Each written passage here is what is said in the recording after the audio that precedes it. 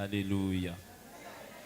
Alors, lorsque l'apôtre Augustin m'a demandé d'apporter une parole sur ce thème, hein, la vie véritable du chrétien, qui est un thème et à la fois large, mais aussi restreint. Il est large, mais il est aussi restreint. Et je ne doute pas que le Seigneur, l'Esprit, au travers des différentes interventions, vous a certainement communiqué beaucoup de grâce, de faveur et de révélation, beaucoup de semences qui sont appelées à emmener une transformation dans votre vie. Et je voudrais, par la grâce du Seigneur, apporter ma pierre à ce magnifique édifice que le Seigneur est en train de bâtir. Dis-moi un bon amen.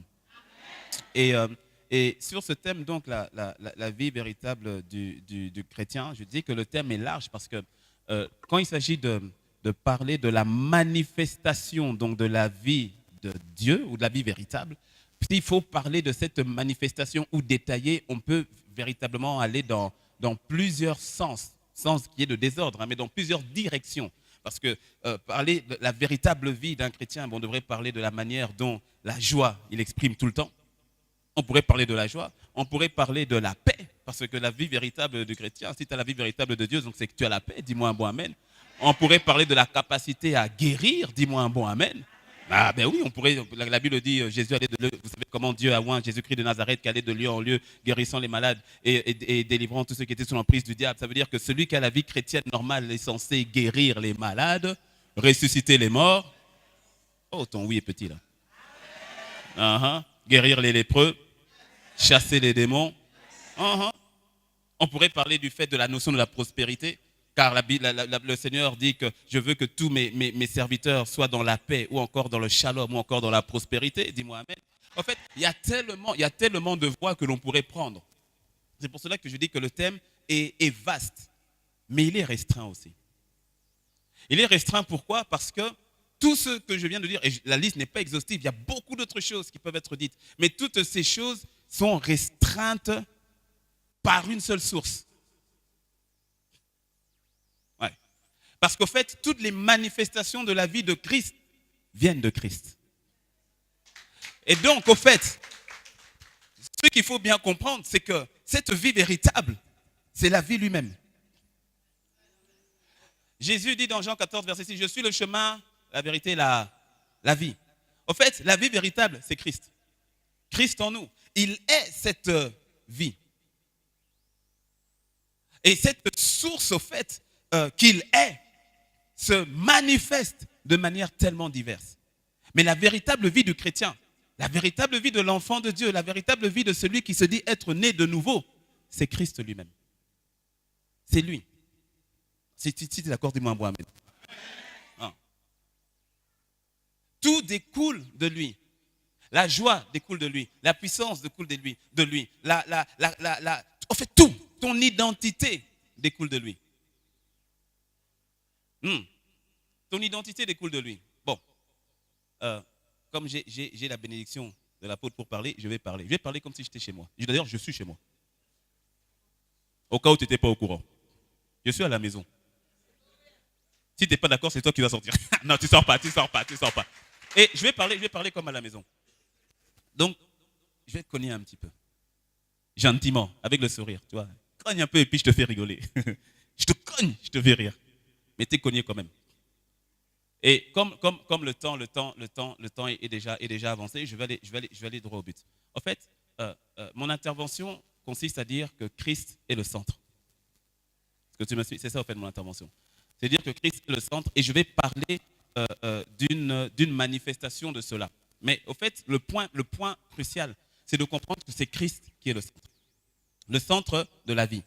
Au fait, c'est Christ qui est la vie, donc le centre de ta vie. Parce que Christ est la vie. Est-ce que tu me suis? Ou encore, je pourrais dire que Christ est le centre de l'Église. Quand je parle de l'Église, je ne parle pas de 1000 mots. Je ne parle pas de ICC. Je parle d'abord de toi. Parce que nous sommes l'Église. Nous sommes l'Église, ok? Et donc, Christ, le centre de l'Église, c'est Christ, le centre de ta vie. Ok? Et donc, qui emmène à vivre la vie véritable en Christ. C'est-à-dire à laisser Christ couler au travers de toi. Et laisse-moi te dire, tout commence avec lui. Tout commence avec lui. Je vais un peu bousculer. Tout commence avec lui. Quand tu ouvres ta Bible dans Genèse, si tu ne sais pas où se trouve Genèse, vraiment, lève la main, on va t'imposer les mains. Quand tu ouvres ta Bible et que tu vas dans Genèse, ok, et que tu prends Genèse 1, 1, que dit Genèse 1, 1? Au commencement? Non, non, non. Au commencement, Dieu. Donc, ça commence avec lui. Au commencement, Dieu. Ça ne commence même pas avec toi. Ça ne commence même pas avec l'Église. Ça commence avec lui. Hmm. Or, tu vas comprendre que l'une des raisons pour laquelle certains enfants de Dieu ont du mal à vivre la vie de Dieu, c'est qu'ils veulent vivre la vie de Dieu en commençant par eux-mêmes. Ça ne commence pas avec toi. Ça commence avec lui. Tu connais non le passage de Matthieu 16 où Jésus parle à Pierre. Il leur pose la question, qui dites-vous que je suis? Tout le monde donne sa propre version. Et puis après, Pierre dit, tu es le Christ, le Fils du Dieu vivant. Jésus le regarde et dit, il dit, toi mon petit. Il dit, c'est pas toi, c'est pas la chair et le sang qui t'ont révélé cela. Ça, c'est direct d'en haut. Wi-Fi, tu sais le Wi-Fi qui n'a aucune perturbation, là. Sans coupure. Direct. Ça, c'est Dieu, c'est mon Père qui te l'a révélé. Et écoute ce qu'il dit. Il appelle Pierre, s'efface. Il appelle Pierre, il dit, tu es Pierre. Et puis il dit, et sur cette pierre, je bâtirai mon église. Quand il dit sur cette pierre-là, il ne parle pas de pierre. Christ ne bâtit pas l'église sur un homme. Quand il dit, tu es Pierre, et sur cette pierre, il lui dit sur la révélation que tu as eue de moi.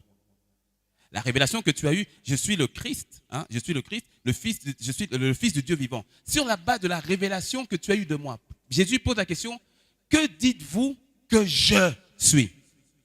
Pierre reçoit la révélation d'en haut. Qui est Jésus?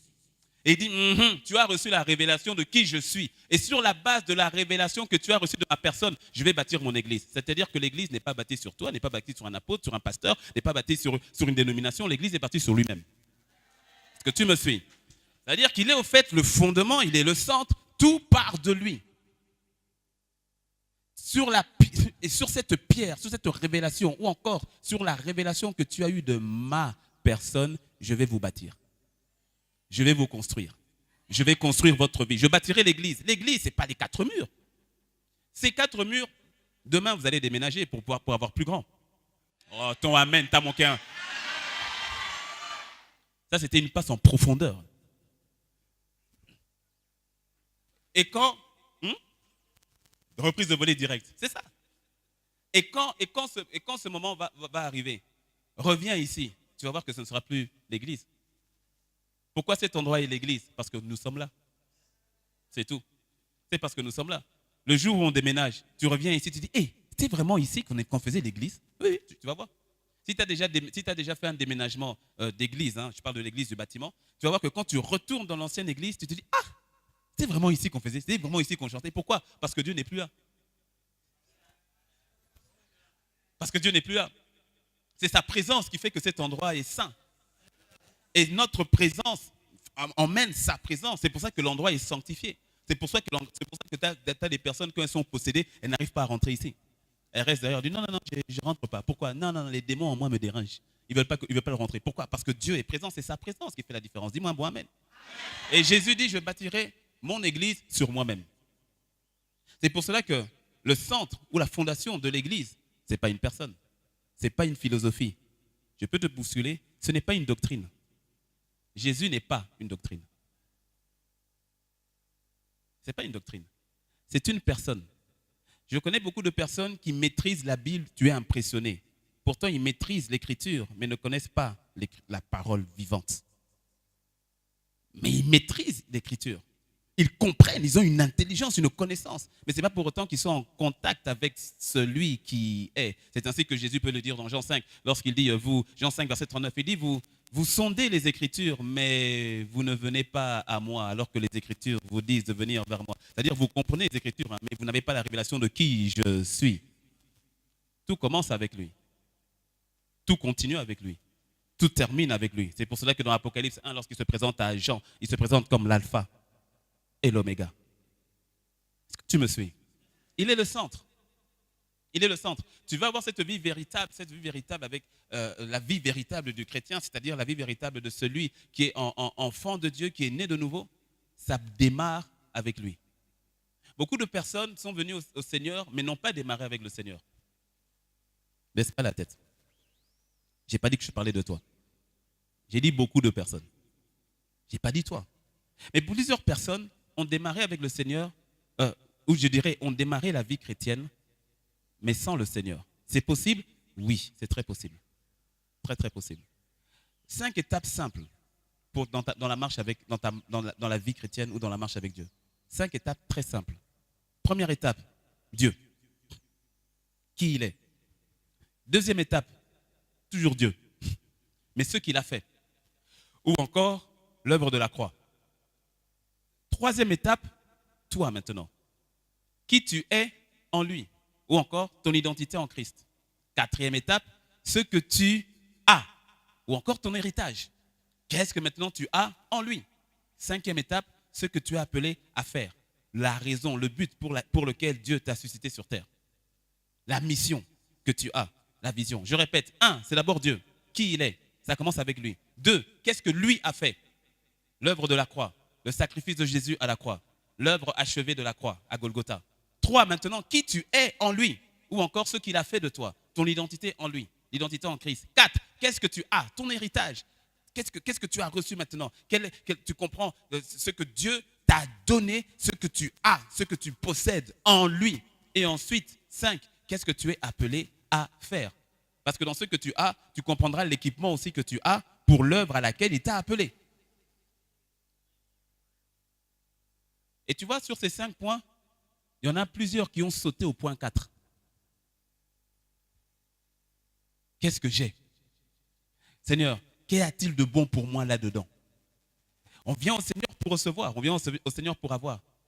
Et là, sois humble. Beaucoup nous sommes rentrés par cette porte-là. Sois humble. Oui, c'est pas un problème. Peu importe là où tu commences, c'est là où tu termines. Tu me suis, non? Et donc, beaucoup sont arrivés à Dieu pour ça. Seigneur, donne-moi le mariage. Seigneur, donne-moi la bénédiction. Seigneur, donne-moi la promotion. Seigneur, donne-moi la voiture. Seigneur, donne-moi. Seigneur, donne-moi, donne-moi. C'est dit, qu'est-ce que j'ai? Qu'est-ce que j'ai en toi? Seigneur, donne-moi. Et Dieu est tellement bon, il donne. Hein? Il donne. Mais beaucoup se sont arrêtés seulement au point 4. Et donc, la relation avec Dieu, c'est par rapport à ce que Dieu peut me donner. Alors, tu vois, quand je fais ça, ça veut dire que je dis Amen pour toi. Amen, Amen, Amen. J'ai dit Amen pour toi, non, t'inquiète. Mais non, même si tu ne dis pas Amen, c'est pas grave. Non, tu dis déjà. Je te le dis avec le sourire. Souris. Non, souris. Beaucoup ont commencé maintenant avec le point 4.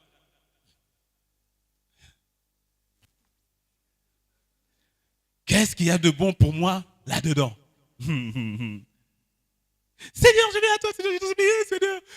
Tu vas chanter, pas toi, je parle de ton voisin qui n'est pas venu aujourd'hui. Tu vas chanter, tu vas danser. Seigneur, tu as vu comment j'ai dansé pour toi? J'ai dansé. Donc c'est bon pour le mariage, c'est bon.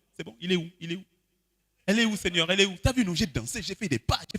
Seigneur, maintenant elle est où? Il faut me la donner. Ah, Seigneur, la promotion.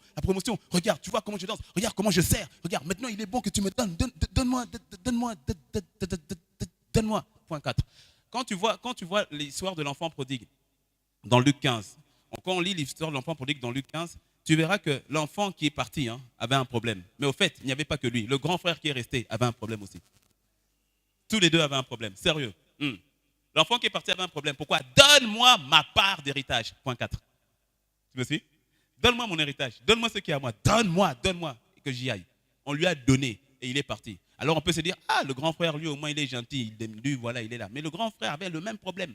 Parce que quand le petit frère revient, regarde, quand le petit frère revient, il n'oublie pas le point 4 parce qu'il n'a plus à manger. Il voit les pourceaux, il a envie de manger aussi la même nourriture que le pourceau. Et donc, avant de revenir, qu'est-ce qu'il dit? Il dit, je vais retourner à la maison de mon père. Pourquoi? Parce que je me rappelle que mon papa est bon. Parce que même les mercenaires, ils ont du pain en abondance. Du pain, manger. Du pain en abondance. Donc, il dit, je vais retourner pour faire le point 5, pour le servir, afin de pouvoir manger. Point 4. Tu me suis? Quand il arrive, il fait la rencontre du point 1. Parce qu'il arrive avec le point 5 pour avoir le point 4. Je ne suis plus digne d'être appelé ton fils parce qu'il reconnaît maintenant que le point 3, il a perdu. Je ne suis pas digne d'être appelé ton fils, donc je passe du point 3 au point 5 en sachant que j'aurai le point 4. Tu me suis avec les points? Ok. Et donc, quand il arrive, sauf que quand il arrive, celui qui le reçoit, c'est le point 1, Dieu. Le Père représente Dieu. C'est Dieu qui reçoit dans ce qu'il est. Et Dieu est amour. Et donc, le point 1 lui parle. En fait, il ne lui parle même pas. Il embrasse. C'est tout un message. Il embrasse. Il exprime qui je suis. Et ensuite, le point 1 va au point 2. Il fait. Emmener une robe, une nouvelle tunique. Emmener une nouvelle bague. Emmener une alliance. Emmener. C'est Dieu qui fait. Point 2. Ça commence toujours avec Dieu, avec ce qu'il fait. Le Fils vient et il veut acquérir, faire les choses à sa manière. Il a voulu faire sa propre vie à sa manière. Le Père le remet, le réintègre ou le restaure. Mais pour le restaurer, c'est d'abord, il lui montre qui il est, son cœur d'amour, et c'est lui qui fait. C'est lui qui fait. Il lui dit, allez lui chercher une autre tunique. Allez lui chercher une alliance, qui veut dire, je te restaure dans ton point 3. Je te restaure dans ton identité. Tu es d'abord mon fils. Mais c'est moi, c'est quand tu comprends qui je suis, que tu comprends qui tu es. L'un des gros risques de l'Église aujourd'hui, et là je veux que tu m'entendes très bien, l'une des séductions, c'est peut-être fort, mais je vais le dire autrement. L'accent excessif, je dis bien excessif, l'accent excessif sur le point 3 est nuisible à l'Église. C'est-à-dire l'accent excessif sur ton identité en Christ t'est nuisible quand cela est au détriment de qui est Christ en toi. Oh. Tu ne sauras jamais qui tu es véritablement en Christ tant que tu ne connais pas le Christ qui vit en toi. Sinon, tu veux commencer ta vie avec toi-même. Ça ne marchera pas. Tu vas t'essouffler. Tu vas essayer. Mais tu vas voir que ça ne marchera pas. Parce que Jésus a été très clair. Jean 15, sans moi, vous ne pouvez rien faire. Je suis le cep. Vous êtes le sarment. Sans Christ, tu ne pourras rien faire. Strictement rien. Lorsque tu ne t'appuies que sur ton identité en Christ, ce que je suis, qui je suis en Christ, ce que je peux faire en Christ, ma capacité en Christ, gloire à Dieu. Mais fais attention que cela ne soit pas au détriment de qui Christ est en toi. Parce que tu sais quel est le piège? Le piège est le suivant, c'est que tu en arrives à tomber dans la séduction du diable dans le jardin d'Éden. Où le diable vient faire comprendre à Adam, il vient le séduire en lui disant, tu peux être comme Dieu sans Dieu.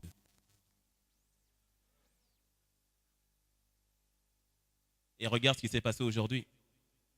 L'homme se prend pour Dieu, sans Dieu. Ah. Est-ce que tu me suis? La vie véritable du chrétien, c'est que Christ soit au centre. Tout découle de lui. Tout découle de lui. C'est lui d'abord. Il est le centre. Ce n'est pas un homme, ce n'est pas une église, c'est lui. Il est le centre. J'ai vu un post d'un pasteur aux États-Unis. Et ce post m'a dérangé. C'est un pasteur que je respecte beaucoup. Mais ce post m'a dérangé. Et j'ai même écrit, peut-être comme c'était juste un post, c'était juste une citation, j'ai écrit pour dire peut-être que je n'ai pas bien compris, vu que je n'ai pas écouté la prédication. Mais comme c'est un pasteur que je connais, je me suis permis d'écrire, par rapport à ce post-là, vraiment, je n'ai pas trop bien compris. Bon, je n'ai pas eu de réponse. Mais le poste disait, comme c'était une citation de la prédication apparemment, où il disait que le but de la vie sur terre ne consiste pas à connaître Dieu, mais à connaître qui nous sommes. Waouh! J'ai fait, merci apôtre. Tu lis dans mes pensées, parce que c'est là où j'allais en arriver. L'apôtre a dit développement personnel. Parce que la vérité est la suivante, c'est que beaucoup d'enfants de Dieu, je parle d'enfants de Dieu, beaucoup d'enfants de Dieu, au fait, marchent avec Dieu, mais sur leur propre force, sur la base de leur propre force, sur la base de leur savoir, sur la base de la méthodologie du développement personnel. Le développement personnel en soi n'est pas une mauvaise chose. Hein. Il y a de bonnes choses qu'on apprend, la formation, la technique, la communication et tout. C'est pas un problème. Le problème, c'est quand tu en fais ta base. Ah. C'est quand ça devient ta source.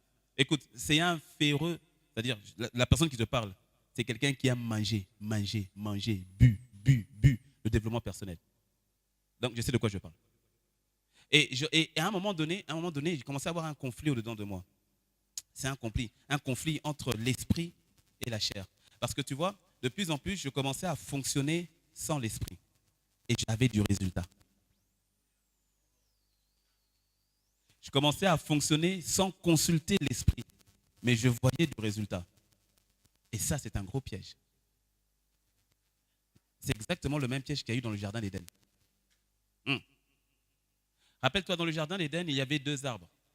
On met l'accent sur l'arbre de la connaissance du bien et du mal. Mais lis dans Genèse 2, dans le centre du jardin, il y avait 2 arbres. Il n'y avait pas que l'arbre de la connaissance du bien et du mal, il y avait un autre arbre. C'était lequel? L'arbre de vie.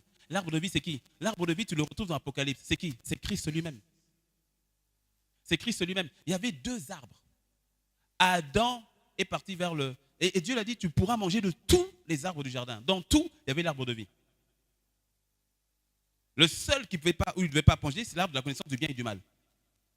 Il va, tu connais l'histoire, il mange l'arbre de la connaissance du bien et du mal. Et puis je fais une petite parenthèse ici pour les hommes qui aiment bien dire, ah, la femme, tu vois, c'est toi, non? Non, c'est la femme, tout c'est la femme. C'est Ève qui a dit à Adam de manger, c'est la femme, c'est la femme. Mon ami, mon frère dit un bon amen. Non, fais-moi un amen de militaire. Oh, fais-moi un amen qui vient des tripes. Amen. Mon frère, sois détendu. Lis bien ta Bible, lis bien ta Bible. Tu remarqueras, tu vois, le responsable, ce n'est pas Ève, c'est toi. Non, c'est nous les hommes. Pourquoi? Parce que Dieu a mis Adam en tant que képhale ou encore la tête, ou en tant que responsable. Parce que tu remarqueras que quand Ève a mangé le fruit, leurs yeux ne se sont toujours pas ouverts.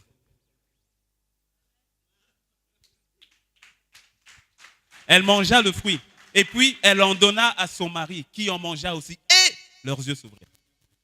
Ça veut dire quoi? Oui, ça veut dire que si Ève avait mangé et que Adam n'avait pas mangé, il n'y aurait eu aucun problème. Parce que la tête n'était pas atteinte. Oh. Je ferme la parenthèse. Ça, maintenant, ma soeur, quand il te dit, va lire la Bible, va lire la Bible. Ah oui, oui. Le responsable, pour moi, tu sais, dans un couple, c'est simple. Même, peu importe ce que la femme fait, le responsable pour moi, c'est l'homme. Mon frère, tu te plains de ta femme, elle n'est que le résultat de la semence que tu lui donnes. Oh oh. Ouais, ma femme, elle est comme ça. Ma femme, elle s'habille mal. Ma femme, elle parle mal. Sème l'amour. Sème ce dont elle a besoin. C'est un incubateur. La femme est un incubateur. Tu vois, tu plantes en elle. Ce que tu lui donnes, elle prend, elle multiplie, elle te le renvoie. Tu me suis? Donc quand tu lui donnes des choses bizarres, elle va prendre, elle prend, elle va multiplier. Elle te rend des choses trop bizarres. Trop bizarres. Oh, les femmes.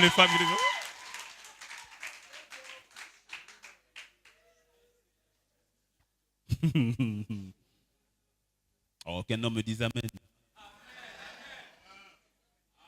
Amen.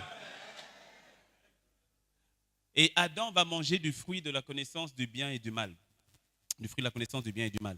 Et rappelle-toi, hein, dans le fruit de la connaissance du bien et du mal, il n'y a pas que le mal. Il y a le bien. Parce que nous, on voit que le mal. Non, il y a du bien. C'est ainsi que plusieurs maintenant, dans leur vie avec le Seigneur, vivent selon le bien, mais pas selon l'esprit. Et donc, tu fais beaucoup de bonnes choses, qui ne sont pas forcément les choses de Dieu, mais les choses sont bonnes. Or, ce bien-là, très souvent, Dieu dit, j'en veux pas. La véritable vie en Christ, la véritable vie chrétienne, c'est-à-dire que ta vie provient de la vie. C'est-à-dire Christ qui est en toi. Il est en toi par le Saint-Esprit. Le Saint-Esprit en toi, tu vis sur la base de ce que le Saint-Esprit te dit. Tu vis par l'Esprit. Parce que la chair fait de bonnes choses. Mais il ne s'agit pas de faire les bonnes choses. Il s'agit de faire les choses de Dieu. En anglais, ça donne bien. Et comme l'église, il y a beaucoup qui reprennent l'anglais. Tu vois, it's not about to do good things, but God things. Got it? Il ne s'agit pas de faire les bonnes choses. Fais les choses divines. Les choses de Dieu. Fais ce qui est commandé par l'Esprit qui vit en toi. Pas par ce que tu juges être bon. Parce que si tu marches sur la base de la connaissance du bien et du mal, tu n'as plus besoin de Dieu. Regarde l'humanité. L'humanité est persuadée d'être dans le bien. And quand Adam vient et fait bisous à Steve, c'est normal. Mais est-ce que ce n'est pas bien l'amour? L'amour. Pourtant la Bible dit Adam et Ève, ce n'est pas Adam et Steve. Mais on va dire non, c'est pas grave. Tu as 2 hommes qui s'embrassent. C'est l'amour. il faut accepter, soyez tolérants un petit peu quand même, quand même. Qui t'a dit que la tolérance est un fruit de l'esprit? T'as vu ça où? C'est la vérité. C'est la vérité que nous recherchons. Et tu vois, il ne s'agit pas de faire des choses bonnes, mais des choses divines. Pas de faire des choses que tu crois être acceptables, mais des choses qui t'ont été demandées par son esprit. Il s'agit de manger de l'arbre de vie. L'arbre de vie, c'est Christ. C'est pour cela que quand Christ est en l'arbre de vie, dans toutes mes décisions, je m'attendrai à lui. Je m'attends à toi, Seigneur, je m'attendrai à lui. Dans toutes les décisions, je ferai ce que son esprit me demande de faire. Jésus dit, je suis le chemin, la vie, la vérité. Je l'ai dit, laisse un peu la vie, prends la vérité. Il dit, je suis le chemin, la vie, la vérité. La vérité. Christ est la vérité. Et il dit, j'ai beaucoup de choses à vous dire, mais je ne vais pas vous le dire maintenant parce que vous n'êtes pas encore apte dans Jean 16 et Jean 15. Vous n'êtes pas encore apte à pouvoir les supporter. Mais l'esprit de vérité viendra et il vous conduira dans toute la vérité. Remplace maintenant, fais un peu les mathématiques avec moi, remplace maintenant l'équation vérité par sa définition qui est Christ, car Jésus a dit, je suis la vérité. L'esprit de Jésus vous conduira vers, ou encore dans la présence de... C'est ainsi que Jésus pouvait dire, il ne prendra pas ce qui est à lui, mais il prendra ce qui est à moi. Il vous l'annoncera. L'esprit de Christ te conduit vers Christ. Il te conduit vers lui. L'esprit de vérité. Et donc il t'emmène, son esprit t'emmène à faire les choses selon lui, pas selon toi, pas selon ce que tu crois être bon, pas selon le monde. Tu comprends maintenant la parole où le Saint-Esprit dit au travers de Paul dans Romains 12, verset 2, il lui dit, ne vous conformez pas au siècle présent, mais laissez-vous transformer par le renouvellement de votre intelligence, afin que vous discerniez quelle est la volonté de Dieu, ce qui est bon, ce qui est agréable, ce qui est parfait. C'est ainsi que tu vois, tu as besoin de ne pas être conformé au monde, à l'esprit du monde, afin que tu puisses discerner ce que l'esprit te dit ou encore sa volonté, afin de savoir exactement ce que Dieu veut et non pas ce qui est bien ou mauvais. Est-ce que tu me suis? Est-ce que tu me suis? La base, le centre, la fondation de notre vie en tant que chrétien, en tant qu'enfant de Dieu, c'est lui-même.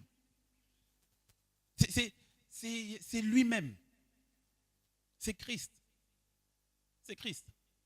Il est tellement subtil que de faire les choses pour Dieu sans Dieu.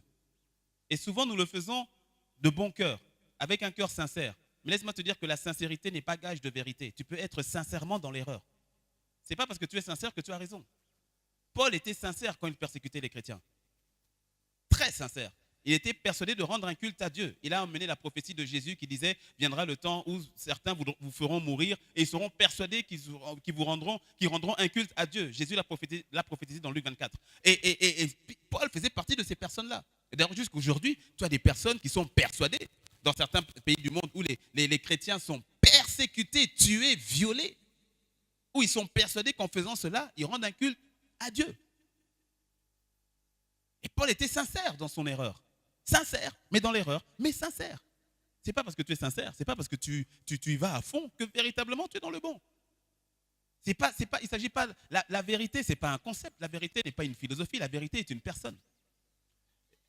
Et la vérité se voit à partir de la perception de Christ, pas à partir de la perception de ce qui paraît. C'est Christ qui est la vérité. Donc tu as besoin d'être en Christ et de voir les choses selon Christ, au travers de sa parole, au travers de sa présence, pour juger de ce qui est vérité.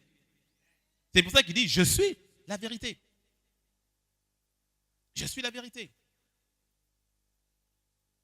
Tout ce que nous sommes, tout ce que nous faisons en tant qu'enfants de Dieu, rien ne peut se faire en dehors de lui. Tout découle de lui. Il a dit, sans moi, vous ne pouvez rien. Rien. Rien, c'est rien. Ce n'est pas un peu. Il n'a pas dit, sans moi, vous ne ferez qu'un peu. Il a dit rien. C'est-à-dire que sans lui, tout ce qu'on fait là, c'est rien. C'est zéro. Il est le centre. Il est la fondation. Sur cette révélation, je bâtirai, je construirai mon église. Tu comprends pourquoi le Seigneur le dit dans la parabole de Luc 6, versets 46 à 47, je crois, ou 48, où il parle des deux maisons. Il parle de deux maisons, il dit, voici, je vous montrerai à quoi ressemble celui qui Celui qui entend ma parole et la met en pratique. Il est semblable à quelqu'un qui a creusé profondément et qui a mis donc le fondement sur le roc. Il a construit sa maison, la tempête est venue. Lorsque la tempête est venue, la maison a résisté. Mais par contre, celui qui entend ma parole mais ne la met pas en pratique, il est semblable à quelqu'un qui a construit sur le sable. Il a construit sur le sable. La tempête est venue. Sauf que la ruine de cet homme fut grande. Très, très, très grande. Alors tu vois, c'est intéressant parce que, regarde avec moi, à ma droite, celui qui construit sur le roc, c'est-à-dire sur la parole de Dieu. Et la parole, c'est qui? Celui qui construit sur Christ, à ma droite. Et celui qui construit sur les choses éphémères, à ma gauche. Et puis on dit, à vos marques, top, go! C'est parti. Réfléchis avec moi. Si tu reviens 3 mois après, il est fort probable que celui qui est à ma gauche ait déjà élevé les murs, peut-être déjà mis la peinture, peut-être qu'il a déjà la toiture, peut-être même qu'il a déjà commandé le canapé, il a déjà peut-être commandé déjà les meubles. Et quand tu arrives, tu dis, ah, trop fort, ah non, le gars là, c'est bien, ah, magnifique. Et puis quand tu regardes à celui qui est à ma droite,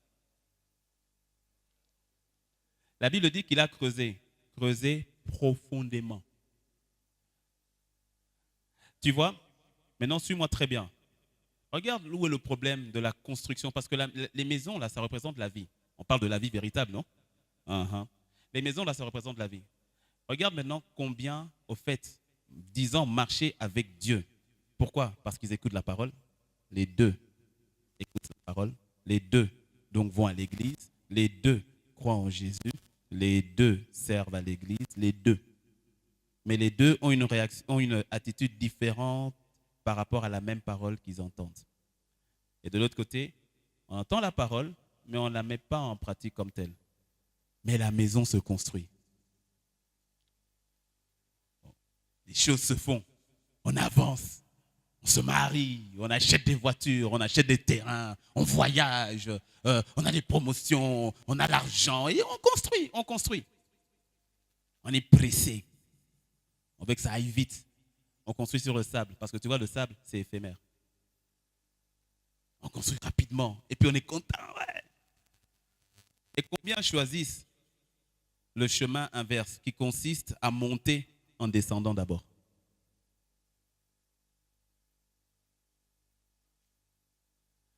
Alors maintenant, regarde.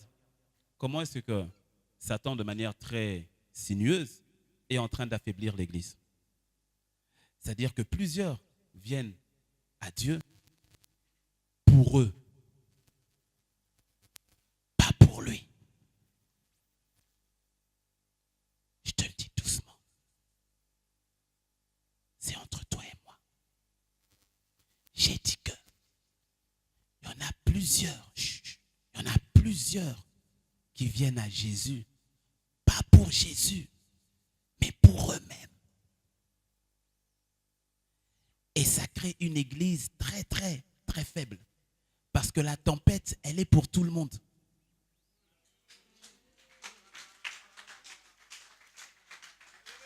Il fait pleuvoir sur le juste et sur le méchant. La tempête n'épargne personne. La vérité, c'est que la tempête n'est pas un problème. Le problème, c'est de savoir sur quoi ou encore sur qui est-ce que tu bâtis ta vie. C'est ça la différence. Parce que les tempêtes, on a tous des tempêtes. Tous. C'est pour cela, des fois, arrête de prier pour que la tempête s'arrête. Il y a des situations où tu fatigues les anges. Tu pries, ah, la tempête, faut qu'elle s'arrête, la tempête, faut qu'elle s'arrête. Des fois, Jésus n'a pas envie d'arrêter la tempête. Tu te rappelles, non, quand ils étaient en train de traverser, il y avait la tempête. Et la Bible dit, Jésus dormait.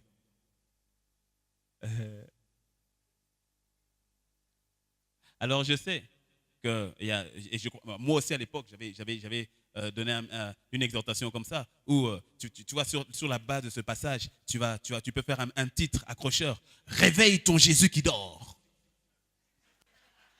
Ça fait bien. Moi je l'ai fait. Moi j'ai fait un truc comme ça. Réveille ton Jésus qui dort.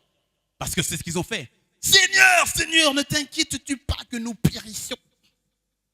Jésus, c'est quoi? Qu'est-ce qui se passe? Ah, La tempête se calme. Mais regarde la suite. Qu'est-ce qu'ils ont fait? Ils ont invoqué Jésus, c'est ce qu'on nous dit, non? Dans une situation, invoque le Seigneur. Et autres, invoque-le. Ils ont invoqué Jésus, ils l'ont invoqué le Seigneur. Jésus arrête la tempête. Et puis il se retourne et il les réprimande. Pourquoi vous n'avez pas de foi? Time out. Jésus, il y avait une tempête. Si je n'avais pas de foi, je ne t'aurais pas appelé. Mais le fait que je t'ai appelé, je t'ai suscité, ça dénote que j'ai quand même un peu de foi, parce que j'ai cru que tu pouvais faire quelque chose. Jésus arrête la tempête, mais il leur reproche, c'est quoi le problème? Pourquoi vous n'avez pas de foi? Cette tempête-là, pour le Seigneur, n'était pas un problème. Pourquoi? Parce que juste avant, il a dit, allons de l'autre bord. Je te promets que quand Jésus te dit, allons de l'autre bord, vous n'allez pas couler en route.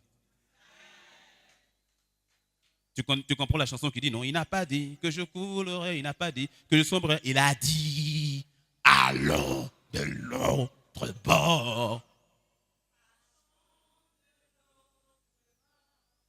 Donc tu vois, il y a certaines tempêtes où le Seigneur est cool, quoi, il est détendu.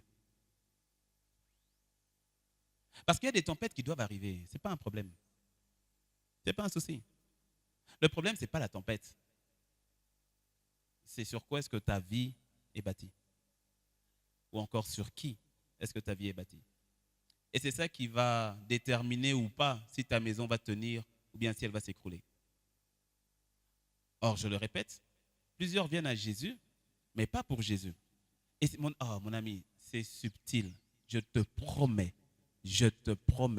que c'est très subtil. Il est tellement facile de venir à Jésus pour obtenir ce qu'il a à te donner, mais pas pour lui. Ouais. À quoi tu le sais? Il y a tellement d'éléments qui le montrent. Regarde. À quoi tu le sais? Ben, aujourd'hui, nous sommes le 4, c'est ça, hein? Nous sommes le 4. Donc, c'est le début du mois. Je crois que c'est la raison pour laquelle ton voisin sourit. Parce que la paye est tombée. Si, peut-être que le premier jour, vous avez commencé le 26, je crois, le 25, le 26, hein? Le 25. Je crois que le 25, il y avait des visages un peu crispés. Ah bon, hein? Ah voilà. Parce que tu vois, c'est la fin du mois. Et à la fin du mois, pour certains, depuis le 15 déjà, c'est compliqué. C'est compliqué. D'autres tiennent un peu au 20. Donc c'est compliqué. Donc, tu vois, quand il n'y a pas l'argent là, tu viens crispé tout à coup. Fâché. Tu ne souris plus. Tandy. On dit, comment tu vas? Quoi? Comment je vais? Hein, t'as dit quoi? Oui, je vais bien.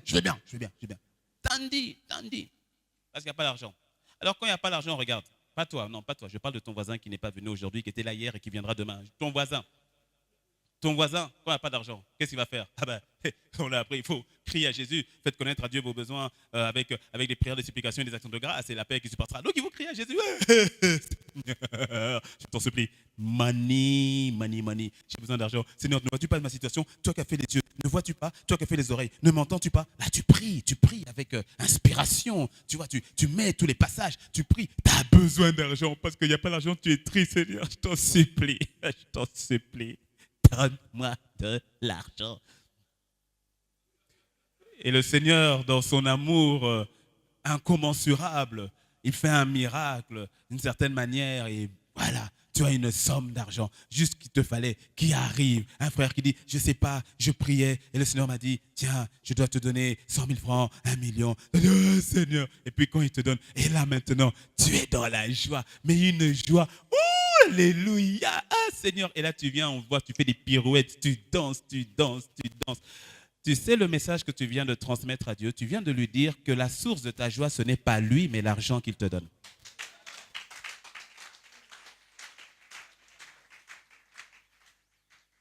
Dis aïe. Ah. Parce que quand il n'y avait pas l'argent, tu étais dans la tristesse. Mais dès qu'il y a l'argent, tu es dans la joie. Alors tu vas dire, oui, mais j'ai prié, donc j'ai eu foi en Dieu. Oui, c'est vrai. Mais tu as eu foi en lui pour recevoir de lui. Et quand tu as reçu, maintenant tu es dans la joie. Ça veut dire que la source de ta joie, ce n'est pas lui, c'est l'argent. Et quel est maintenant le risque? Cela démontre que tu vas commencer à te servir de Dieu pour atteindre ton but. Dieu n'est plus ton objectif, il est ton serviteur. C'est tellement subtil. Je te laisse quelques secondes pour télécharger. Parce qu'il y en a certains dont le téléchargement s'est arrêté. Il y a quelqu'un qui veut arrêter le téléchargement. Tu ne l'arrêtes pas au nom de Jésus. C'est tellement subtil. Tellement subtil. J'ai pas d'enfant, j'ai pas d'enfant. Est-ce que les enfants sont une bénédiction? Bien sûr. Mais j'ai pas d'enfant. Et comme j'ai pas d'enfant, je te sers plus. Seigneur, tu es injuste, je n'ai pas d'enfant, je n'ai pas de comment tu n'as pas d'enfant. Est-ce qu'il ne faille pas prier pour les enfants? Bien sûr. Mais la vérité, c'est que Seigneur, avec ou sans enfant, ma joie, c'est toi. Avec ou sans mari, ma joie, c'est toi. Tu es le sujet de ma joie. Je m'attacherai à toi. C'est ainsi que beaucoup, par exemple, tu verras que lorsque les difficultés de la vie les ont frappés à gauche, à droite, ils ne viennent plus à l'église. Ils ne prient plus. Pourquoi? Ça dénote qu'au fait, leur foi n'était pas sur le roc, mais sur le sable. Et lorsque sont venues des tempêtes, lorsque sont venues des difficultés, lorsque sont venues des situations, leur foi a pris un coup parce qu'elle n'était pas enracinée en Christ. Ils n'étaient pas le sujet ou encore le fondement de leur vie. La vie véritable en Christ, c'est lui-même. C'est lui-même. Dieu dit à Moïse, il dit à Moïse, va dire à Pharaon de laisser aller mon peuple pour qu'il aille à Canaan. C'est pas ce qu'il a dit. Il a dit, va dire à Pharaon d'aller aller mon peuple pour qu'il aille me célébrer, me faire une fête. Où ça? Dans le désert. La destination première n'avait jamais été Canaan. Or, beaucoup veulent directement aller à Canaan. Dieu dit non, vous n'allez pas. Canaan, ça, après. La destination première, c'est moi-même. Allez dans le désert pour me rencontrer. Allez dans le désert pour savoir qui je suis. Allez dans le désert pour que je fasse de vous mon peuple, que je fasse de vous mes enfants. Allez dans le désert. Dans le désert, il n'y a rien. Hein. Le désert, c'est vide. Dans le désert, c'est désert. Et le désert est une véritable bénédiction pour celui qui sait trouver le Seigneur dans le désert. Parce que tu vois, pendant que les autres, celui qui est sur le sable est en train de bâtir, celui qui est à droite, il est en train de descendre. Et faire les fondations, ce n'est pas agréable. Ce n'est pas sympa. Ce n'est pas beau. Et j'ai jamais vu quelqu'un faire des photos de sa fondation et dire « Ouh, c'est beau !» et puis afficher ça. Non, c'est les fondations de cette maison, on ne la voit pas. Et pourtant, sans cette fondation, ça ne tiendrait pas. Ça ne tiendrait pas. Le désert. Il y a une bénédiction dans le désert. Parce que le désert t'emmène à le rencontrer. Ouais. Je te dis la vérité. Tu peux prier sans jamais le rencontrer. Pour certains, la prière n'est qu'un exercice. Ou encore une discipline. Laisse-moi aller plus loin. Il y en a certains qui se plaisent de leur discipline de prière sans jamais trouver le Dieu qu'ils prient. Moi, je prie 5 heures. Moi, je prie à 2 heures du matin. Moi, je prie à 3 heures. Moi, je fais des jeûnes de 10 jours, de 36 jours, de 79 jours. Moi, je suis un prieur. Moi, je suis une prieuse. Moi, je suis un intercesseur. Moi, je prie. Moi, je prie. C'est bien. Tu pries et c'est bien. Il faut prier. Prier sans cesse. 1 Thessaloniciens 5 le dit. Prier sans cesse. Prier sans cesse. C'est bien. Mais la vérité, c'est que tu peux prier et ne jamais le rencontrer. Mieux vaut prier 5 minutes et l'avoir rencontré que prier 10 heures, parler dans le... Tu vois, non? Il ne s'agit pas de faire un exercice, il s'agit de le rencontrer. Tu as vu quelqu'un qui vient et dit, oui, pasteur te dit, comment tu vas bien, moi je vais très bien, tu vas bien, alors toi et moi, tu vois, j'ai fait ça. Bon, ok, après 10 minutes, merci, au revoir, bye, il est parti. C'est où la prière? La prière est un dialogue, c'est un dialogue. Ah, tu es parti, mais est-ce qu'il t'a parlé? Parce que des fois, il ne s'agit pas d'aller pour parler, il s'agit d'aller pour écouter. La Bible dit prier sans cesse. La Bible n'a pas dit parler sans cesse. La prière est un dialogue. Prier sans cesse ne veut pas dire parler sans cesse. Non, prier sans cesse, tu comprends, c'est-à-dire être en communion avec lui, sans cesse. Parce que qui dit prier, c'est aussi écouter. Tu peux prier sans le rencontrer. Donc, ce n'est pas une question de discipline de prière. Ce n'est pas une question d'assiduité à l'église. Ce n'est pas une question d'assiduité par rapport au service. C'est pas ça. C'est plus que ça. C'est plus que ça. Le désert est une bonne chose parce que le désert t'emmène à le rencontrer. Le désert te dépouille de tout ce que tu croyais important. Aussi bien en termes d'argent qu'en termes d'avoir, qu'en termes de personnes. Le désert te dépouille. Ah ouais. Non, parce qu'il y en a certains, tu t'es tellement appuyé sur ton frère, sur ta mère, sur ton mari, que le Seigneur te dit, je vais te l'enlever. Il n'a pas dit qu'il va le tuer, mais il dit, je vais te l'enlever. Tu t'es trop appuyé sur lui. Tu t'es trop appuyé sur elle. Et maudit soit l'homme qui se confie en l'homme. Et comme je ne veux pas que tu sois maudit, je vais t'épargner ça. Donc celui en qui tu mettais tous tes espoirs, ton oncle là. Ah, mon oncle là. Ah, maintenant il est ministre. Ah, maintenant vous allez voir. Ah, maintenant. Il dit, fais attention de ne pas te appuyer sur lui parce que tu risques de le faire sauter. Dieu va dire, tu t'appuies trop sur lui. Non, allez, saute. Et puis que tu en arrives à t'appuyer que sur Dieu. Que sur lui. Uniquement sur lui. Non, tu sais, il y a certains déserts contre lesquels il ne faut pas prier. En tant que pasteur, je prie toujours d'avoir cette sagesse. Quand quelqu'un vient et qu'il est dans une situation difficile, je prie pour savoir s'il faut l'aider ou pas. Pourquoi? Parce que le bien, tu aiderais tout le temps. Mais ça, rappelle-toi, c'est le bien.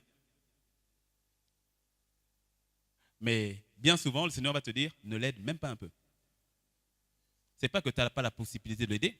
Tu ne sais pas que tu n'as pas la capacité de l'aider. Sauf que tu veux faire le bien. Mais dans le bien que tu veux faire, Dieu n'y est pas. Et il te dit, tu veux l'aider, mais en l'aidant, tu es en train d'arrêter le processus que je suis en train de faire dans sa vie.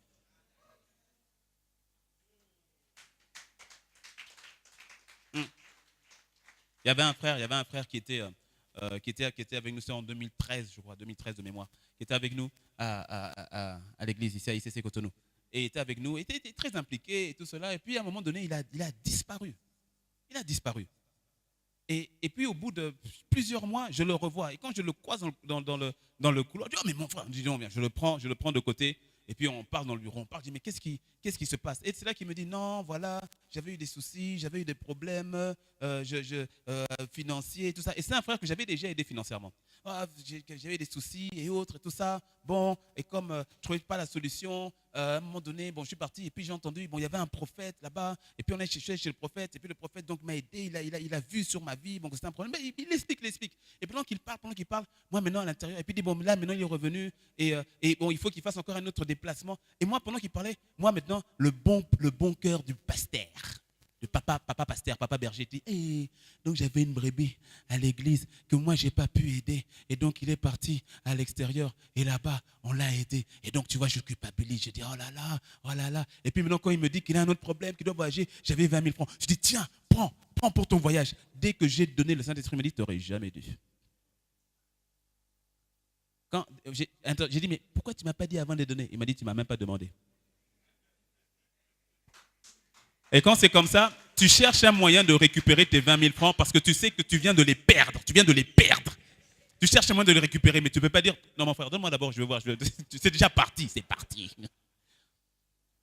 Et puis le Seigneur qui me fait comprendre, il me dit, je suis en train de l'éduquer, il ne veut pas m'entendre, il ne veut pas m'écouter. Il court derrière l'argent, il court alors que je veux l'éduquer, je veux qu'il vienne vers moi, mais il court alors que je veux l'enseigner, il ne veut pas s'arrêter. Là, tu viens de l'aider à partir encore son bourbé. Il y a des situations que le Seigneur permet simplement pour que tu viennes le rencontrer un peu. Sois humble. Nous croyons le connaître. On ne le connaît pas. Non, sois humble. Moi qui te parle, je ne le connais pas. Non, mon ami, sois humble. Avec les 15, même pas, les 10% de ton cerveau, tu veux chercher à comprendre celui qui a créé les 90% restants? Sois humble. Sois humble. On ne le connaît pas.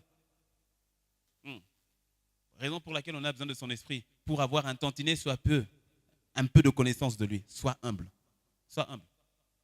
Et le Seigneur connaît toutes les choses. Il permet certaines situations juste pour t'emmener à le rencontrer lui. Tu vois, tu vas me rencontrer.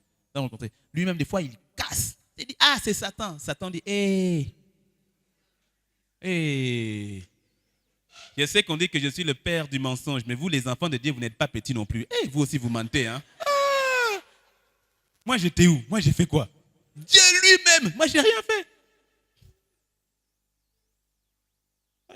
Il y a certaines portes que Dieu lui-même ferme.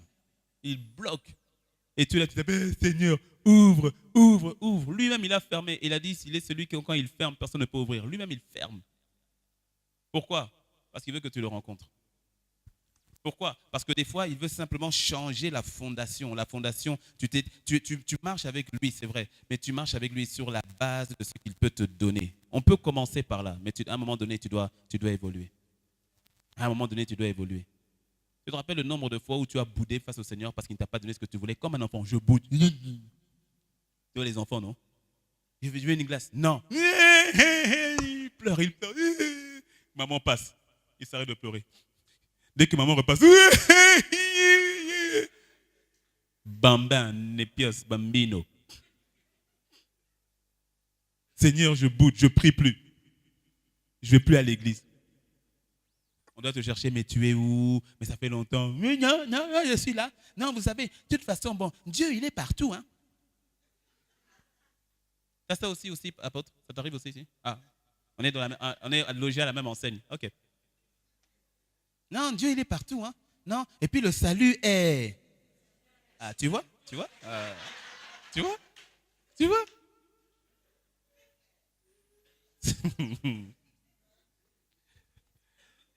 Lève la main, dis avec moi, Christ. Dis avec moi, Seigneur Jésus. Je t'en supplie, par ta grâce, sois mon centre, sois mon fondement. Je t'en supplie. Fais-moi grâce. Fais-moi grâce. Parce que tu sais, on a besoin de sa grâce. Ouais, je te promets, on a besoin de sa grâce. On a besoin de sa grâce pour comprendre, pour saisir cette réalité. Alors laisse-moi terminer et atterrir. Alors que je vais atterrir, alors que je n'ai rien dit de ce que j'avais écrit. Et c'est très bien. Hein? Ouh, pasteur, pasteur. Non, mais en même temps, j'ai dit que je n'ai pas parlé de lui, mais qu'il parle au travers de moi. Et c'est très bien. Alors, juste te dire une chose que je sens de terminer par rapport à ce que j'ai écrit. Tu vois, sur la notion de Christ qui est le centre. Et le fait, tu vois, de construire sur le sable et sur le roc, il y a une réalité qui va t'aider à vivre cette vie véritablement. Et je vais le dire en 5-10 minutes. C'est la notion, tu vois, ce qui est le sable, c'est ce qui demain va disparaître. Ce qui est le rocher, c'est cette image de ce qui demeure. Et une des choses qui fait que la plupart ont du mal à vivre la vie véritable chrétienne, c'est que plusieurs ont perdu ou ne comprennent pas ou minimisent la question ou encore la perception de l'éternité. Qu'est-ce que je suis en train de dire? Si tu perds de vue la perception de l'éternité, jamais tu ne vivras la vie que tu dois vivre sur cette terre pour Dieu. Jamais. Tu sais pourquoi? Parce qu'il y aura des sacrifices que jamais tu ne feras si tu ne vois pas au-delà de ce qui est temporaire. Paul pouvait le dire dans 2 Timothée 4, verset 7. Paul dit, j'ai combattu le bon combat. J'ai achevé la course. Ok, merci. J'ai combattu le bon combat, j'ai achevé la course et j'ai gardé la foi. Désormais, la couronne de justice m'est réservée. Et le Seigneur, le juste juge, en ce jour-là, il me la donnera. Pas simplement à moi, mais à tous ceux aussi qui aiment son avènement. Est-ce que tu me suis? La perception de l'éternité. Paul, il écrit cette lettre. Il écrit cette lettre alors qu'il est en prison, enchaîné, accusé à tort. Néron, l'empereur de Rome, dit que ce sont les chrétiens qui sont coupables de la destruction de la moitié de Rome qui a brûlé. Et comme le chef à ce moment-là, c'est Paul, Paul est arrêté, alors que c'est Néron lui-même qui a brûlé la moitié de sa propre ville. Donc Paul est en prison de manière injuste. Et puis avec d'autres chefs d'accusation tout aussi fallacieux qui ont été mis sur le dos de Paul. Mais Paul est en prison, mais il garde la paix. Il garde la joie. Pourquoi? Parce que Paul voit au-delà de ce qui est. Il a une perception d'éternité. Il dit, je vais me retrouver devant le Seigneur, le juste juge. Et quand je me retrouverai devant lui, pour avoir combattu le bon combat, dis avec moi bon combat. Parce que tu vois, tu n'as qu'une seule vie. Et assure-toi que tu vives la vie véritable en Christ et que tu ne combattes pas de faux combats. Parce que s'il y a un bon combat, c'est qu'il y en a de faux. Et je te dis, la vie, tu le sais déjà, c'est un combat. Ouais, la vie est un combat. Tu as tout type de combat dans la vie. Donc, la question n'est pas de savoir si tu vas combattre. C'est de savoir si tu vas combattre le bon combat. De la même manière que la question n'est pas de savoir si tu vas construire. Tout le monde construit. C'est de savoir si tu vas construire sur la fondation qu'est Christ. Est-ce que tu me suis? Il y a des combats partout. Il y a des constructions partout. Donc, construire ou combattre n'est pas un problème. C'est de s'assurer de construire sur le roc et de combattre le bon combat. D'achever ta course. Parce que tu as une course. Tu n'es pas venu sur terre pour te marier. Ok. Tu n'es pas venu sur terre pour te marier. Tu n'es pas venu sur terre pour avoir de l'argent. Attends, mais tu n'es pas venu sur terre pour avoir des enfants. Non pas que se marier soit une mauvaise chose, non pas qu'avoir de l'argent soit une mauvaise chose, non pas qu'avoir des enfants soit une mauvaise chose, mais il y a bel et bien un but pour lequel tu es venu sur terre. Tu dois te poser la question, mon ami. Tu veux vivre la vie véritable? Mais assure-toi de vivre la vie que Dieu t'a préparée. Anticipe sur la fin. Sois intelligent et tu l'es. Donc anticipe sur la fin. Quand tu vas te présenter devant le Seigneur, je te pose la question, qu'est-ce que tu vas lui présenter? Qu'est-ce que tu lui présentes? Tes fiches de paye? Tes titres fonciers? Tes cartes grises? Qu'est-ce que tu lui présentes? Qu'est-ce que tu vas lui présenter en disant, qu'est-ce que tu vas lui présenter qui va l'emmener à dire comme verdict sur toi, bon et fidèle serviteur? Alors tu vois, la question que tu dois te poser, c'est, est-ce que tu penses à ce moment-là? Est-ce que tu anticipes à ce moment-là? Parce que mon ami, tu vas y passer. J'ai une bonne nouvelle pour toi, tu vas mourir.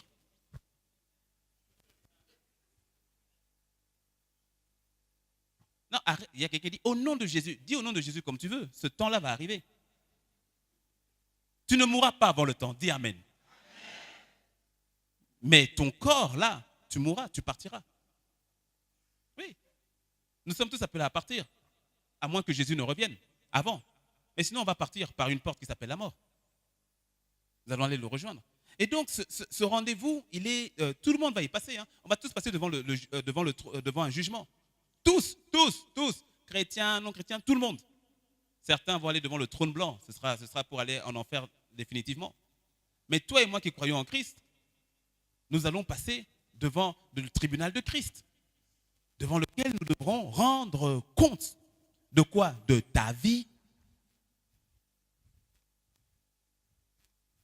Assure-toi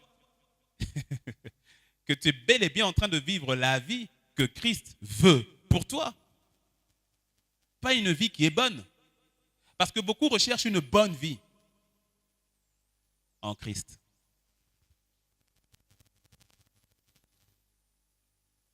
Alors laisse-moi te poser la question. Qui t'a dit que l'objectif de Dieu pour ta vie, c'était ton bonheur?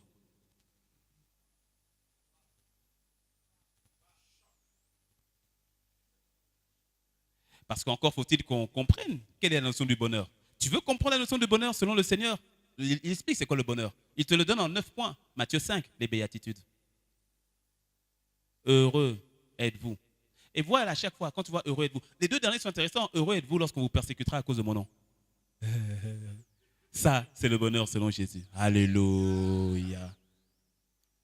Mais la plupart recherchent une vie de confort en Dieu.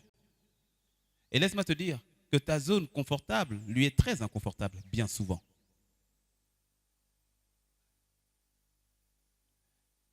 Nous venons à Christ pour rechercher ce qui nous convient. Non, nous venons à Christ pour rechercher ce qui lui convient. Tu ne viens pas à Christ pour accomplir ta vision. On s'en moque de ta vision. On s'en moque, mais grave. Tu ne viens pas pour accomplir ta vision, tu viens pour accomplir sa vision. Tu ne viens pas pour accomplir tes projets, tu viens pour accomplir ses projets. Parce que c'est sur cette base-là qu'il te posera la question ce jour-là. Bon et fidèle. On est fidèle à quelque chose, à une feuille de route. As-tu cherché quelle est ta feuille de route?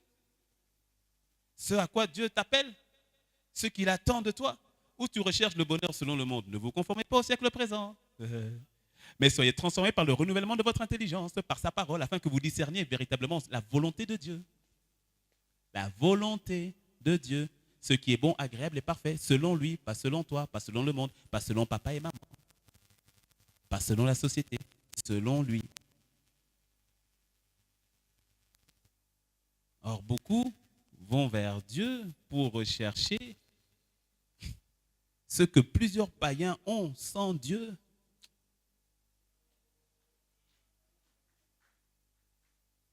Donc, tu prends la ressource de ta foi. J'ai gardé la foi. J'ai combattu le bon combat, j'ai achevé la course, j'ai gardé la foi. Beaucoup prennent la ressource de leur foi pour l'échanger pour des choses éphémères. Parce que laisse-moi te dire que la foi ne t'est pas donnée d'abord pour avoir, ta foi t'est donnée d'abord pour le connaître. Or, plusieurs ne voient que dans la foi la possibilité d'obtenir, et souvent d'obtenir quoi? Des choses éphémères. Tu comprends maintenant pourquoi le Seigneur dit, ne vous inquiétez de rien, ne vous inquiétez pas de ce que vous allez manger, ce que vous allez boire, toutes ces choses, votre Père sait que vous en avez besoin. Recherchez premièrement le royaume et la justice de Dieu, et tout le reste vous sera donné par-dessus. Mais certains recherchent le royaume dans le but d'avoir le reste. Tu sais, non, le passage qui dit, fais de l'éternel tes délices et il te donnera ce que ton cœur désire. Ton voisin qui n'est toujours pas arrivé dit ceci. Il fait de l'éternel ses délices dans le but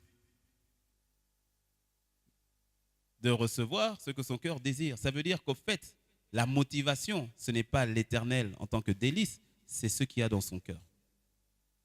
Donc tu utilises Dieu dans le but qu'il te donne ce qui est dans ton cœur. Or, Dieu n'est pas bête. Tu conviens avec moi que Dieu n'est pas bête. Parce que quand tu fais de lui ses délices, qu'est-ce qui se passe? Les désirs de ton cœur changent. Les désirs de ton cœur deviennent ses désirs à lui. Pas étonnant qu'il te donne ce que ton cœur désire. Est-ce que tu me suis? C'est le psaume 37, non, 37,4 ou 34,7, je confonds souvent. Est-ce que tu me suis? La notion d'éternité. Charles Spurgeon, grand prédicateur, a dit ceci. Il a dit, beaucoup d'enfants de Dieu ne croient pas en la résurrection. Et ma petite expérience pastorale me dénote que vraiment, l'homme de Dieu, là, il avait raison. Il y en a beaucoup, au fait, qui ne croient pas. Tu sais, hein? Enfin, pas toi, mais ton voisin, il sait, voilà, la résurrection. Il a le concept, il a l'idée de la chose, mais il n'y croit pas forcément. Parce que si je dois poser la question, qui ici, allez, je vais tirer large, qui ici le mois dernier a réfléchi à sa mort? Quand je dis à sa mort, je ne dis pas la manière dont tu vas mourir, mais a réfléchi à sa vie après cette vie ici-bas. Lève pas la main, lève juste l'orteil. Et tu verrais, au fait, tu serais surpris de voir qu'il y en a très peu. Certains, pas du tout. Pas du tout. Pas du tout. C'est-à-dire que la notion de l'éternité, non, il n'y est pas. Alors que le train d'atterrissage est sorti, on est vraiment en train d'atterrir. Je peux te bousculer encore un peu? A little, just a little bit, just a little bit. 2 Timothée 4, verset 8. Ok? Donc je reprends. Désormais, la couronne de justice m'est réservée. Le Seigneur, le juste juge, me la donnera dans ce jour-là. Virgule. Écoute. Et non seulement à moi, mais à qui encore? Mais encore à tous ceux qui auront aimé son avènement. Qui auront aimé son avènement. Ou encore sa venue, ou encore son retour, ou encore ce jour de gloire. Tu vois, quand on parle de l'éternité, parlons de l'éternité dans le cadre, par exemple, de l'enlèvement. Et quand j'ai dit enlèvement, là, il y a quelqu'un déjà mal à l'aise.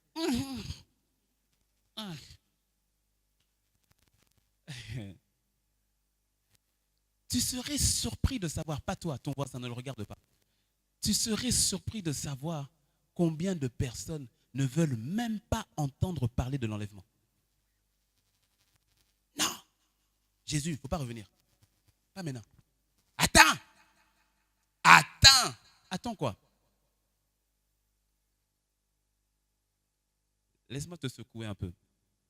Si cet événement du retour de Christ n'est pas pour toi un sujet de joie, écoute-moi très bien.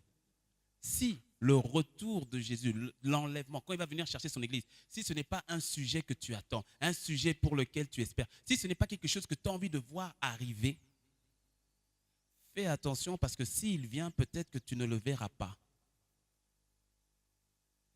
Et ce que je dis est très sérieux. Le Seigneur m'a parlé par rapport à ça. Regarde, je te fais une image, une illustration. Tu as deux fiancés. Le fiancé, l'homme est militaire. Ok? Il a trouvé sa fiancée. Ils s'aiment, ils veulent se marier. Ils veulent se marier. Ils s'aiment. Et puis, il y a une guerre qui éclate. Et comme c'est pendant le service, le fiancé doit partir. Nous sommes au Bénin. Il doit partir en Afghanistan. C'est un pays comme les autres, l'Afghanistan. Tu veux pas voyager à Kaboul? Oh, mais reçois le voyage, dis Amen.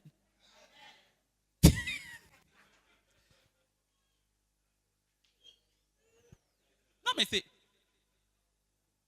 tu sais, petite parenthèse. Te laisse pas voir par les médias. Hein.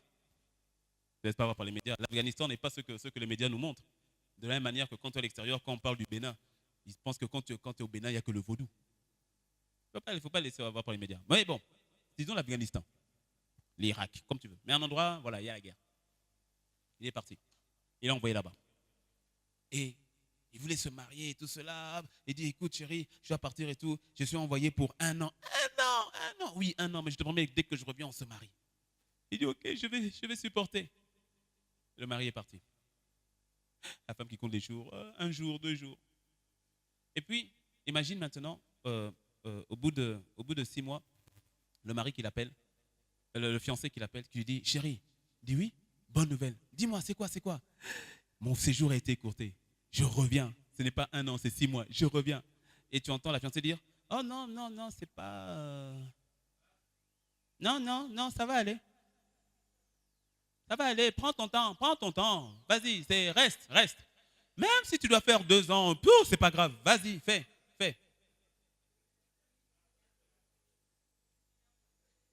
C'est qu'il y a un problème. Le fiancé, quand il va raccrocher, il va se dire, alors, soit elle ne m'aime plus, soit elle a trouvé quelqu'un d'autre. Et c'est le cas de l'Église.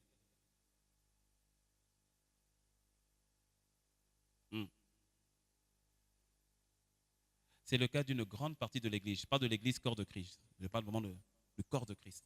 C'est le cas d'une grande partie du corps de Christ qui, au fait, n'affectionne plus les choses d'en haut, où nous sommes assis avec Christ dans les lieux célestes, mais s'affectionne aux choses de la terre.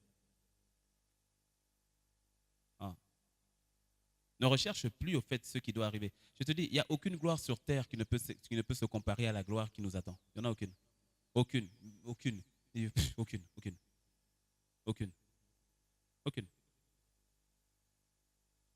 Mais une grande frange de l'Église aujourd'hui s'est détournée de son époux. Pour s'attacher au fait à ceux qui demain va partir, va disparaître. Ah. C'est pour ça que tu dois comprendre que quand le Seigneur vient chercher l'Église, attention, c'est une qualité d'Église. En méditant là-dessus, je comprends que le Seigneur vient chercher une église sans tache ni ride, une église qui s'est préparée. En méditant là-dessus, je comprends de plus en plus la parabole des 10 vierges. Parce que les 10 vierges, c'est l'église. Les 10 sont vierges, c'est-à-dire, en fait, les 10 sont promises à l'époux, les 10. Mais d'autres se sont préparés pour l'époux. D'autres non. Ce serait une forme de séduction que de croire que parce que je me dis chrétien et aussi le Seigneur revient, forcément je vais partir. Non, pas forcément. Pas forcément. Regarde, si quelqu'un, tu ne t'attends pas, tu n'as pas envie de... Il y a quelqu'un avec qui... Je vais le dire autrement, regarde. Comment peux-tu dire que tu vas passer toute l'éternité avec Christ si déjà sur terre, tu n'aimes pas passer du temps avec Christ? Ça ne t'interpelle pas? Ça ne t'interpelle pas? Si ton amour, ton cœur s'en va pour des choses éphémères, des choses qui ne sont pas mauvaises en soi, hein, mais sauf que ces choses ont pris la place. Tu me suis, non? Jamais je te prêcherai la pauvreté vient de l'enfer. Mais quand ces choses prennent la place de Dieu, c'est un problème. Ça s'appelle de l'idolâtrie. Et Dieu a dit, tu n'auras aucun Dieu devant ma face. Aucun. Aucun. Quand Christ n'est pas au centre, c'est qu'il y a forcément quelqu'un d'autre au centre. Soit c'est quelque chose, soit c'est quelqu'un, soit c'est soi-même. Et à ce moment-là, Christ n'est plus au centre. Et donc la vie que nous vivons n'est qu'un semblant de vie aux yeux de la vie qu'est Jésus lui-même. Nous nous trompons nous-mêmes au fait. Et donc nous avons un simagrée de vie, quelque chose qui ressemble, hein, dans la forme, ça ressemble à quelque chose de chrétien, dans la forme, mais dans le fond. Dans le fond, ce n'est pas le cas. Dans le fond, ce n'est pas le cas. Christ doit être le centre. Dis-moi amen. Être conscient qu'un jour, on va le rencontrer. Et donc, c'est ce qui t'emmène à voir au-delà de ce qui est. Ouais. Ce n'est pas le fait que tu sois dans le palais qui dénote que Dieu est avec toi. Ce n'est pas le fait que tu sois dans le désert qui dénote que Dieu n'est pas avec toi. Oh, je vais le redire. Ce n'est pas ton compte en banque qui détermine ta bénédiction. Ou encore l'approbation divine dans ta vie. C'est pas ça. C'est pas ça. Dieu est plus que ça. Il est plus que ça. Moïse entend Dieu. Il suit Dieu. Et il quitte le palais pour aller souffrir avec le peuple hébreu. Écoute, tu crois vraiment, parce qu'on dit oui, et c'est parti, et c'est pour partir à Canaan. Mais écoute, tu crois, qu'est-ce qu'il y avait à Canaan qu'il n'y avait pas en Égypte, dans le palais? Réfléchis avec moi. Prends le texte dans son contexte. Moïse n'avait rien à envier. Il n'y avait aucun pays qui pouvait lui offrir ce que l'Égypte lui donnait en tant que prince d'Égypte. Aucun pays dans le contexte de l'époque. Aucun. Ce n'est pas à Canaan qu'il allait voir des choses qu'il n'avait pas en Égypte. Toi aussi. Qu'est-ce que Moïse n'avait pas? Et la preuve que Moïse avait rencontré Dieu et que c'était Dieu son point focal, c'est qu'à un moment donné, Dieu dit à Moïse, écoute, ton peuple là, il me fatigue, allez à Canaan, je mettrai un ange avec vous, allez-y, tous ceux qui viendront contre vous, je vais les exterminer, mais moi, je ne serai pas avec vous. Moïse a dit, mieux vaut le désert avec toi que Canaan sans toi. Il a dit, je ne partirai pas. Si ta présence n'est pas là, on ne bouge pas. Moïse a démontré que ce qu'il recherchait, ce n'était pas Canaan, c'était Dieu. Il avait trouvé Dieu, c'est lui qu'il voulait. Dis-moi un bon amen. Il est retrouvé dans le désert ce qui était la volonté parfaite de Dieu pour sa vie. Et puis regarde quelqu'un comme Joseph. Il fait le trajet contraire. De la prison, du désert où il était en prison, Dieu l'emmène au palais. Mais la vérité, ce n'est pas le palais qui fait que Dieu est avec toi ou qu'il n'est pas avec toi. C'est que tu sois là où Dieu veut que tu sois. Que tu répondes à ce qu'il veut que tu fasses. Et que tu sois. C'est ça. C'est ça. Mais c'est ça. Il y a quelqu'un ici, et laisse-moi parler maintenant de manière prophétique. Il y a quelqu'un ici, tu cours derrière l'argent là où Dieu ne t'appelle même pas à courir derrière l'argent. Quand je dis courir, c'est-à-dire que tu donnes toute ton énergie derrière ça, toute ton énergie, toute ta force. Et tu vois que tu galères en plus. Mais la vérité, c'est que tu es en train d'aller dans la direction où Dieu ne t'attend pas. Tu es en train de courir derrière quelque chose où Dieu ne t'a jamais demandé de courir. J'ai achevé la course, Paul a dit. On a tous notre course. Ne prends pas la course du voisin. Ce n'est pas parce que le voisin prospère dans le domaine des finances, c'est que Dieu l'a peut-être appelé là-dedans, qu'il y a une grâce là-dedans et qu'il y prospère. Gloire à Dieu pour lui. Mais est-ce que tu es sûr que c'est ta course? Est-ce que tu es sûr que c'est là où Dieu t'attend? Est-ce que tu es sûr que demain, ton frère qui est en train de prospérer dans les entreprises là-bas, Dieu va lui demander des comptes. Il a dit, j'avais mis en toi la capacité financière, j'avais mis en toi les idées, j'avais mis en toi, tu devais avoir des entreprises pour prendre soin des gens qui sont autour de toi, pour prendre soin de ta famille, voici pourquoi je t'avais donné toutes ces idées, cette capacité financière. Parce qu'il y a des gens, tu lui donnes 1 franc, il ne sait pas comment il fait, ça transforme en 100 francs. Tu lui donnes 100 francs, ça transforme en 20 francs, en 200 francs. Tu lui donnes 200 francs, il fait ça en 20 000 francs. Il y a une grâce qui est avec ça. Dis-moi un bon amen. Et tu verras d'ailleurs que ceux-là qui sont dans ce couloir financier par exemple, et qui ont cette grâce, ce sont les premiers à ne même pas être attachés à l'argent. Ils ont une libéralité incroyable. Et tu sens donc qu'ils sont formatés pour. Et toi tu vas là-bas, tu dis, ah c'est certainement là. Mais es-tu sûr que c'est ta course? Hein? Il y en a certains ici, je continue sous le flow prophétique, sous l'autorité de l'apôtre, parce qu'il m'a dit flow. Je continue sous le flow prophétique. Il y en a certains ici, tu es en train de refuser l'appel dans le ministère de la parole. Tu refuses parce que tu t'es fait une idée, tu dis non, ça va être compliqué, ça va être. Alors tu refuses, tu es en train de t'enfermer là-bas alors que Dieu t'attend là-bas. Et tu t'enfermes. Parce que tu ne vois pas que tu devras rendre compte par rapport à la feuille de route qui te concerne. Tu n'as qu'une seule vie, mon ami. Une seule. Une seule.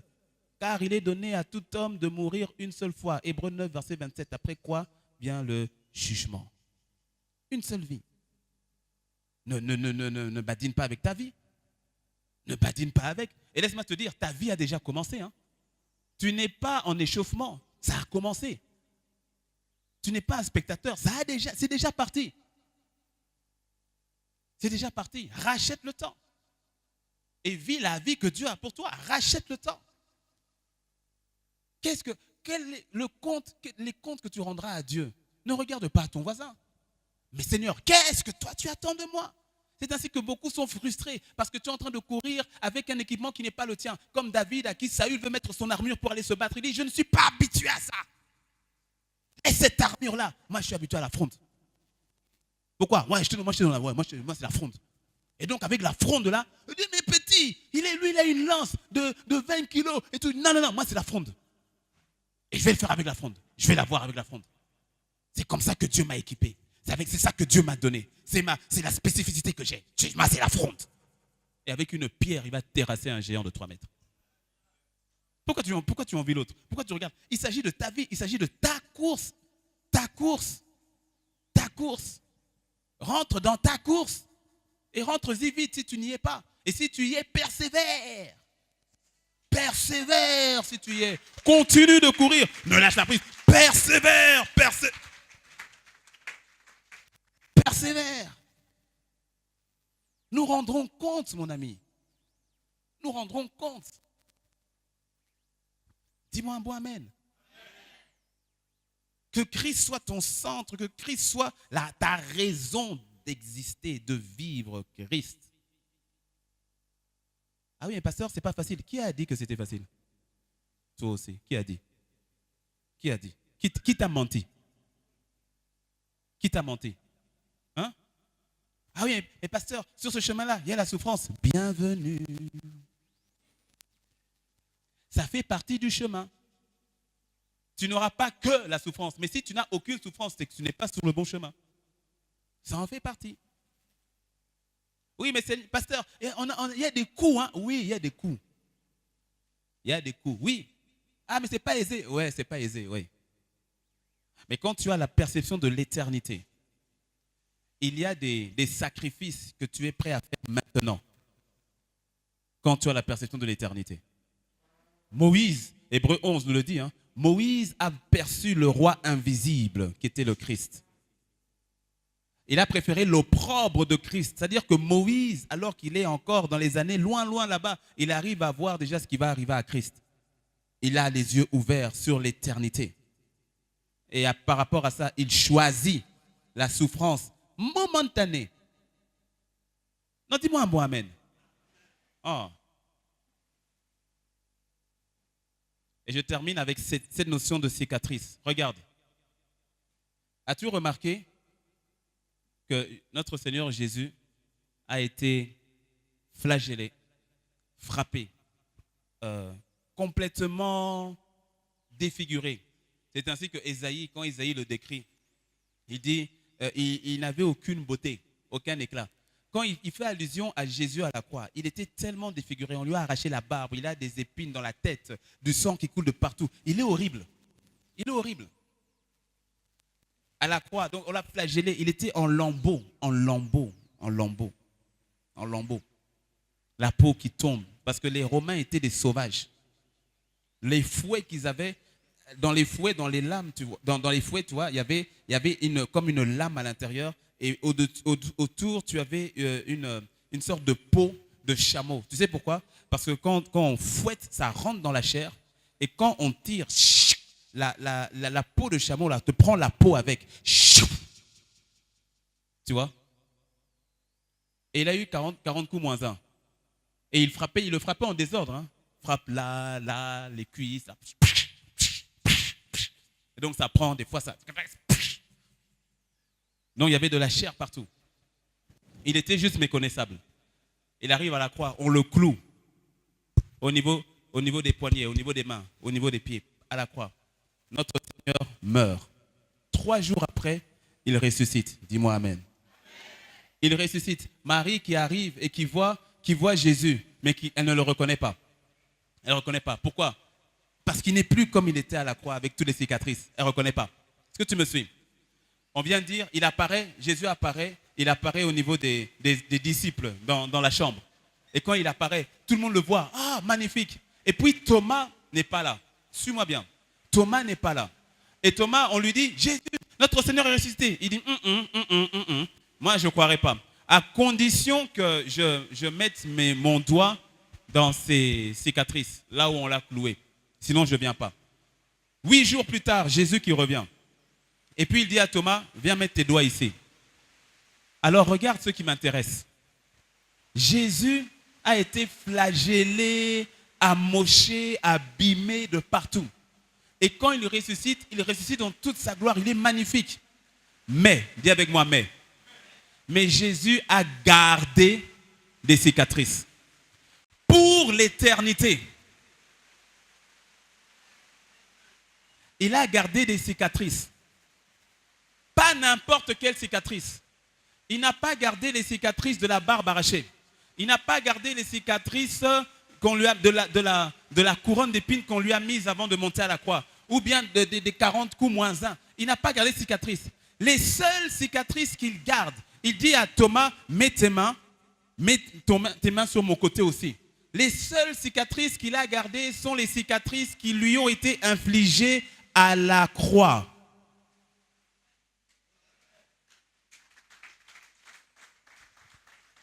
Et Jésus te dit, celui qui veut me suivre, qu'il renonce à lui-même, qu'il se charge de sa croix et qu'il me suive. Car celui qui voudra sauver sa vie la perdra, et celui qui la perdra la retrouvera. Tu veux vivre la vie véritable chrétienne? La véritable vie chrétienne, c'est la vie de celui qui est mort à lui-même et qui ressuscite, et c'est Christ qui vit en lui. Mort à ta propre vie, mort à tes désirs, mort à ta vision, mort à tes projets, mort à ce que toi tu dis, mort à toi-même. Et tu ne vis que pour lui. Et laisse-moi te dire, en vivant pour lui, tu dois te charger de ta croix. Et ta croix doit te laisser tes cicatrices. Or, plusieurs veulent vivre une vie avec Christ, en Christ, sans jamais payer le prix ou souffrir pour lui. C'est un semblant de vie. Ce n'est pas la vie de Dieu pour toi. Merci pour le bien que tu nous as fait, Seigneur. Que cela soit permanent dans le nom de Jésus. Lève nos têtes vers le haut, Seigneur, afin que nous regardions vers les choses du haut, que nous désirions les choses, Seigneur, du haut. Seigneur, merci. Les choses éternelles, merci. Que toute la gloire soit à toi, dans le nom de Jésus. Que le Seigneur nous ramène et nous ramène à la maison et nous ramène demain pour la gloire de son nom. Au nom de Jésus, nous avons prié. Est-ce qu'on peut partager la grâce? Oui, le bonheur. 1, 2, 3. Oui.